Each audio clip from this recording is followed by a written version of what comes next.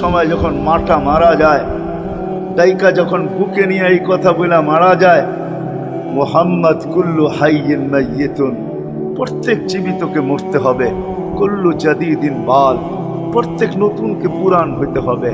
বিদায় বেটা আমি চললাম বইলা জ্বরের ভিতরে জানটা যখন দিয়া দিছেন, হায় হায় আমার মনে হয় আল্লাহ কি করে সইছেন জানি না, এই 6 বছরের ছেলে মার বুকের উপরে উঠা মনেই না কত চিৎকার দিছে। এখানে গেলে এরকমই দৃশ্য ভাসে, মনে হয় যে ছেলেটা চিৎকার দিতেছিল, আম্মা আম্মা, বাবাও নাই, তুও নাই, একটা ভাইও নাই, একটা বোনও নাই, কোথায় চলে গেলি? 6 বছর বয়সের থেকে আবু তালেব, 6 বছর 6 মাস বয়সের থেকে 6 বছর 6 মাস বয়সের সময় দাদা মারা যায়।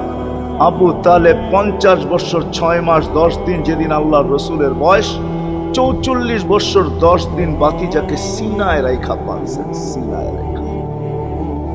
ভালোবাসা এতটুকু দিয়েছেন দুনিয়ার কেউ দিতে পারবে না।